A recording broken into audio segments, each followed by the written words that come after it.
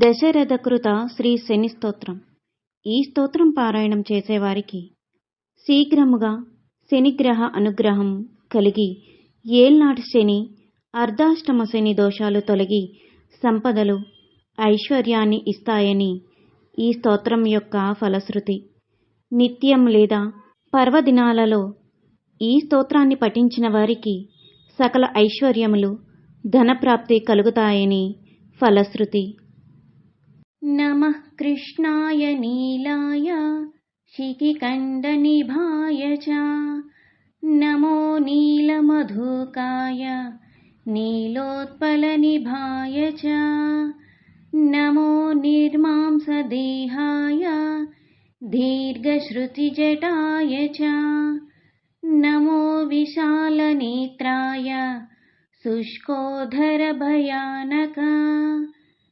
నమః పౌరుషగాత్రాయ స్థూలరోమాయ తే నమః నమో నిత్యం క్షుధార్తాయ నిత్యతృప్తాయ తే నమః నమో ఘోరాయ రౌద్రాయ భీషణాయ कराळिने నమో దీర్ఘాయ శుష్కాయ కాలదంష్ట్రా నమోऽस्तु ते నమస్తే ఘోరరూపాయ దుర్నిరీక్ష్యాయ తే నమః నమస్తే సర్వభక్ష్యాయ బలీముఖ నమోऽस्तु ते సూర్యపుత్రా నమస్తేస్తు భాస్వరో భయదాయినే అదోధృష్టే నమస్తేస్తు సంవర్తక నమోऽस्तु ते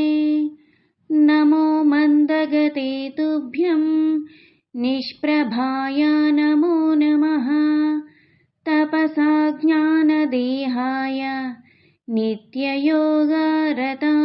చ జ్ఞానచక్షుర్నమస్తేస్తు కాశ్యపాత్మాజసూనవే తుష్టో దదాసి రాజ్యం త్వం క్రుద్ధాహరసి తత్క్షణాత్ దీవాసురమనుష్యాశ్చ సిద్ధవిద్యాధరోరగాః త్వయావలోకితాసౌరే దైన్యమాశ్రు వ్రజంతి తే బ్రహ్మశక్రో యమశ్చైవ మునయః సప్తతారకః రాజ్యభ్రష్టా పతంతిః తవ దృష్ట్యావలోకితః త్వయావలోకితాస్తేపి నాశం యాంతి సమూలతః ప్రసాదం కురు మే సౌరే ప్రణత్వా